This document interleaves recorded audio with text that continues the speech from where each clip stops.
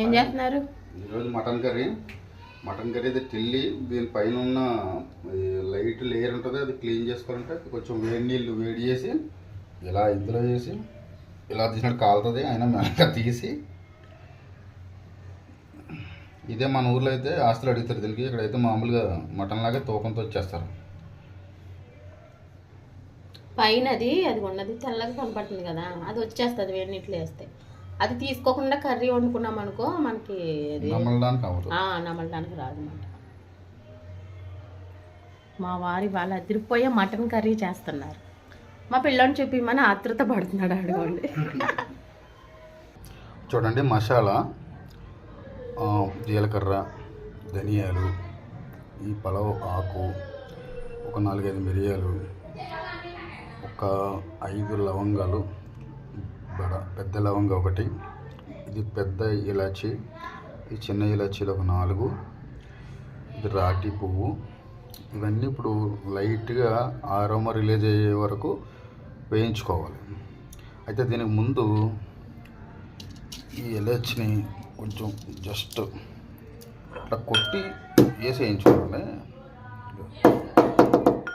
లేకపోతే ఆ లోపల ఫ్లేవర్ రిలీజ్ అవ్వదు. దీని కూడా సేమ్ అంతే, ఇది పెద్ద యాలక్కాయ అనమాట.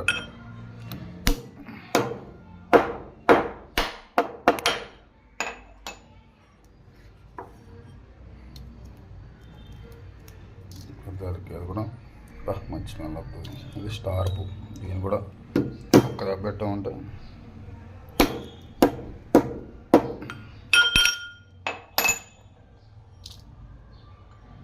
అంతా కూడా వేయించుకోవాలండి.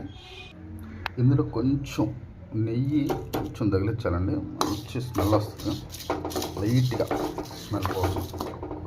ఇదిగోండి, నేను వంట చేస్తుంటే నా కూతురు రెడీ అయ్యి వచ్చేసింది. అమ్మ ఎక్కడికి అమ్మా? అయ్యో అయ్యో అయ్యో. చూడండి, ఉల్లిపాయలు కోసుకోవాలి. అంటే చిన్న ఉల్లిపాయలు కాబట్టి ఒక 5 ఉల్లిపాయలు సెట్ చేశాను. చిన్నవి కదండి, అందుకు ఒక 5 ఉల్లిపాయలు ఉండాలి. అంటే 3 పావు 3 పావు 30 కిలో కదండి మటను, దానికోసం మంచిగా ఈ పులుసులో కాకుండా ఊర్లో వండుకున్నట్టు వండుకోవాలని చేస్తాను అన్నట్టు. ఉల్లిపాయలు కోసుకోవడం అయిందండి. మటన్ కడిగిలా పెట్టుకోవాలి. ఈ 2 మూలుగులు లేకపోతే నాకు ఇంట్లో చాలా పెద్ద పంచాయతీ అయిపోతుంది. ఎందుకంటే ఈ మధ్య నాకు కూతురు కూడా మూలిగ లేకపోతే అది చాలా పెద్ద గొడవ చేసేస్తుంది. ఆడిని మూలుగు తింటుంటే ఈ అమ్మాయి ఆడి మూలుగు తిన్నావు. అందుకని 2-3 షాపులు తిరిగి 2 మూలుగులు ఎవడేస్తే వాడి దగ్గర తీసుకొద్దామని 2 మూలుగులు వేసిన వాడి దగ్గర మాత్రమే మటన్ తెచ్చాను నేను. ఇది మూలుగుల పంచాయతీ ఎలా ఉంటుంది మా ఇంట్లో, మా అమ్మాయితో మా అబ్బాయితో. మీకు తెలుసు కదా, మనం ఏ మసాలా అయినా సరే ఇలా రోట్లో వేసుకొని దాన్ని మంచిగా దంచి, కర్రీలు అయినా కానీ, ఫ్రైలు అయినా కానీ, బిర్యానీ అయినా కానీ ఇలా దంచింది మాత్రం వేస్తాం. ఎందుకంటే ఈ మిక్సీలో పట్టిన దానికంటే చాలా బాగుంటుంది అలా దంచితే. సరేనండి, మసాలా దంచిన తర్వాత అల్లం వెల్లుల్లి సెపరేట్ దంచుకోవాలండి. ఆ దంచిన మసాలా దంచిన దాంట్లో దంచితే ఇంకా బాగుంటుంది ఇది. అందుకని ఇది కూడా మిక్సీ పట్టుకొని ఇలా దంచాను. ఈ మటన్లో ఇలా పెరుగు కలపాలంటే, పెరుగు కలిపితే ఇంకా మెత్తగా ఉడుకుతుంది. ఒక 3 పచ్చిమిరపకాయలు, కొంచెం కరివేపాకు, కొత్తిమీర. ఓకే, మొత్తం స్టార్ట్ చేయడానికి అంతా రెడీ అయిందండి. ఇక మసాలా కూడా దీని సెపరేట్ చేసి పెట్టేశాను. గిన్నె అయితే పెట్టానండి. ఆయిల్ మనం కావాల్సినంత పోసుకోవచ్చు, మన ఇష్టం. మన ఇంట్లో ఎక్కువ ఉంటే తక్కువ, తక్కువ ఉంటే ఎక్కువ, అది మీ ఇష్టం. కానీ కూర రుచిగా ఉండాలంటే కొంచెం ఎక్కువ పోయాలి, మన ఇంట్లో ఉన్నా సరే. మనం మసాలా వేసిన ఒక 2 ఇలాచి, దాల్చిన చెక్క, 2 మొగ్గలు వేస్తే ఇంకా మంచి టేస్ట్ వస్తుందండి.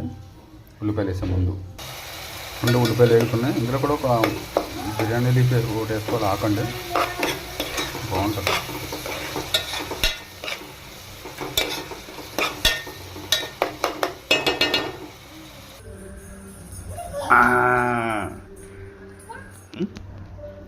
ఏంటి రెడీ అయ్యవా?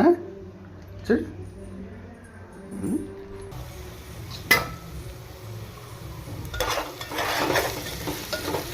ఆల్మోస్ట్ అయిపోయానండి. గోల్డ్ కలర్ నుంచి వచ్చేసింది. మటన్ వేసుకుందాం. ఇంకా మటన్ వేసుకునే ప్రాసెస్ అండి. ఉల్లిగడ్డ బాగా వేగిపోయింది కాబట్టి మటన్ వేసేస్తున్నాను.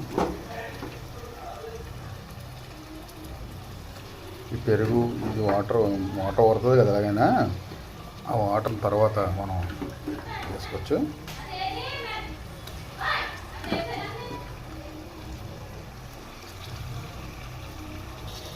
మటన్ వేసిన తర్వాత ఒకసారి కలబెట్టుకోవాలి. ఇలా మొత్తం తిప్పుకుంటే ఇంత కలుస్తుందండి.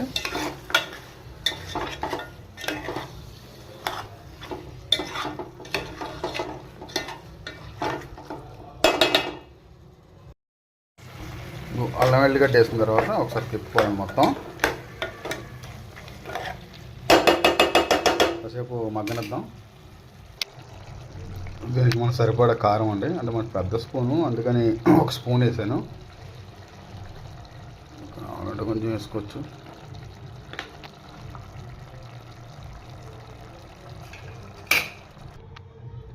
వాటర్ పోసుకోవాలండి మొక్క మునిగేదాకా. వాటర్ పోసుకొని మూత పెట్టేసుకోవాలి. చూడండి, ఇలా కొత్త కొత్త ఆడేటప్పుడు మనం దంచి పెట్టుకున్న మసాలా ఉంది కదా, మసాలా వేసేయాలండి. ఫైనల్గా కర్రీ రెడీ అయిపోయిందండి.